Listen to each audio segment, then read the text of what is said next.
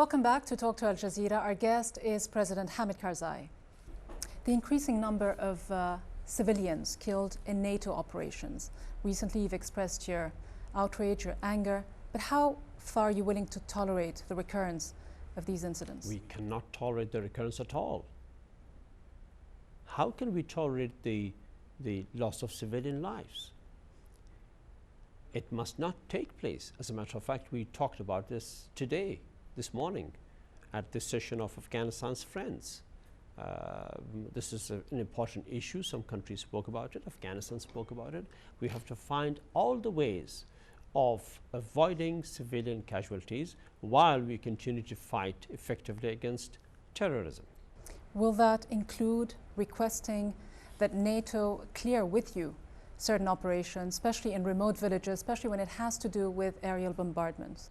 Absolutely. This is something that we have already discussed. This is something that's already on the table. This is something that on which we've had a lot of discussions before, and planning and suggestions and some agreements. The issue of hostage taking. Hostage taking has been on the rise in Afghanistan as of late. There was the incident of the South Korean government negotiating directly with the Taliban to ensure the release of their hostages on the understanding that they would pull out their troops from the country. Were you consulted? Did you authorize this move? Yes, I did, personally, out of concern for the Korean hostages, especially because they were women. Now, in any country, especially in Afghanistan, in a very traditional society, taking women as hostages, kidnapping them, is a shameful thing. And no Afghan would do that. Believe me, ma'am. In Afghanistan, when you go to the traditional parts of society, the last thing they would do would be a thing like that. They would rather die than take a woman hostage. That's why there were, in our very strong belief, elements involved that were not Afghan, or if they were by name Afghan, their deeds were non-Afghan. And we were embarrassed when that happened in Afghanistan in the name of the Taliban, because even the Taliban are Afghans. They wouldn't do that. But aren't you concerned that this could embolden them, that this could actually affect the resolve of certain governments in remaining in Afghanistan, that it would give the Taliban what they've been looking for? No.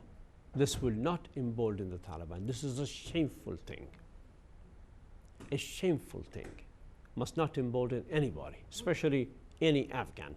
And the governments that are helping us, they understand completely the situation, and they would not be swayed away by these hostage takings or kidnappings. Would you negotiate again if another hostage taking took place? If negotiation takes place anyway, this form or that form, if we can save the life of an innocent person, especially a woman or children, we would do anything to do that, yes. Well, the U.S.'s so-called war on terrorism did begin almost 6 years ago in Afghanistan. Yes. And there's a number of detainees who are now held at the U.S. base at Guantanamo Bay in Cuba, who were picked up from Afghan soil. Yes. Looking at their fate, do you think that the U.S. has handled or mishandled this episode? And do you think that these detainees were fairly treated and still are? Some of them were not fairly treated. The majority were. We know there were some who were innocent, and those have been released, and we worked out their release. But the majority of them were people who had killed innocent people around the world. Well, they have been held for many years without charges. There aren't any prospects of a trial, let alone a fair trial. Do you see that as a basic violation of human rights? And do you feel that you have a moral, if not legal, obligation towards them? It's a special situation. Ma'am, some of these people were killing the poorest, the most innocent of the Muslim world in Afghanistan. Some of them were sparing children and women. Some of them were destroying mosques. Some of them brought so much misery and poverty and destruction to Afghanistan that will take us years and years and years and years to come out of, to emerge from. Osama bin Laden, He's made recent video appearances. Do you believe he's still in Afghanistan? He is not in Afghanistan, definitely not. Where is he? He's not in Afghanistan. You know that for a fact. I absolutely know that for a fact. Is he in Pakistan? I don't know about that. I know he's not in Afghanistan. Do you think the US is making a genuine concerted effort to try and find him, or does his underground presence help the US promote its so-called war on terror? I believe the US is making a genuine effort. Afghanistan is making a genuine effort in all aspects. We have to find him. He's brought a bad name to Islam. Terrible. He's not serving Islam. He's hurting it. But what are you and the US doing to find him? Everything. I'm trying to find him for Afghan reasons. Someone told me last year that in Parwan province, again, or in Ghorband, the place called Ghorband in Parwan province, they saw a baby whose mother was shot, and the baby was sucking her blood thinking it was milk, the spilled blood of the mother. Osama is responsible for that. It was under his command that innocent people were shot in my country, which was the poorest of the Muslim world, the most mujahid of the Muslim world, and yet the poorest and the most pious among the pious, I should say, in the Muslim world. How concerned are you about the political tensions in neighboring Pakistan?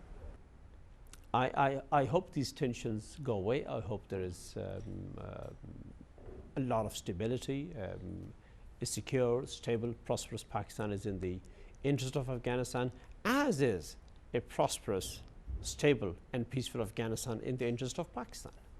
And to what extent do you think that the challenges that are currently facing President Pervez Musharraf and the Pakistani military and intelligence services actually distracts from what is going on the Pakistan-Afghan border?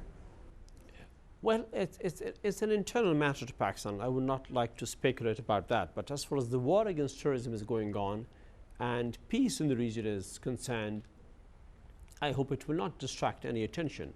And as far as I see, it has not distracted any attention. There is continuing operation. The fight is continuing against the bad guys there, and I'm sure it will go on. Considering the state the country is in, Afghanistan, do you think that the holding of presidential elections in 2009 is possible and at all advisable? Absolutely, yes.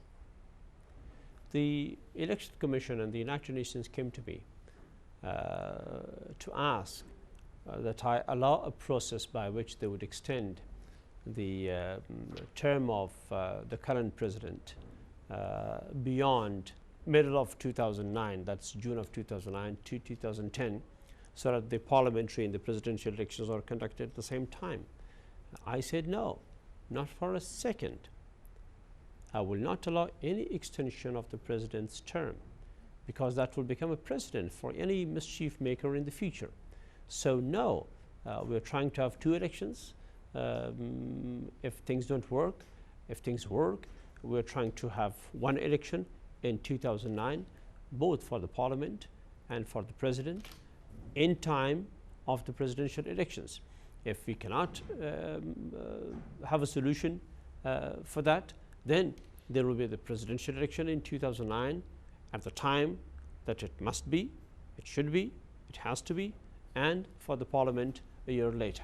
Will you run for president again in 2009? If I find myself successful, if the Afghan people feel good about me, and if I still feel that I have things to do, yes. But if political reconciliation is really a priority for you, and given the fact that the insurgency has been arguing that yourself, your government is essentially US imposed, would it be better to have a president for Afghanistan who would not have such a strong link to the politics of the past 6 years and wouldn't be perceived as being such a staunch ally of the US?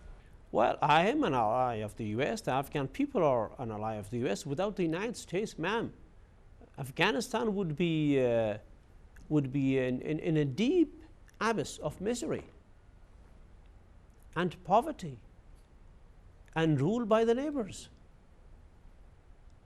and terrorists and chaos. It is with US help and the rest of the world that Afghanistan has been able to stand again on its feet, have its flag flying, have millions of children go to school, save 85,000 children under 5 for the past 2 years per year who would have not been able to survive unless God had given them a special place to survive in the circumstances of Afghanistan. Afghanistan is doing very well with the help of the rest of the world. We are not shy about that. We are happy about that. The United States has helped us, and we are proud to be partners with them. President Karzai, thank you very much for joining us and for sharing your thoughts with us on the future of Afghanistan. Thank you very much. Thank you so much. Good to talk to you, ma'am. Thank you. Thank you. Thank you.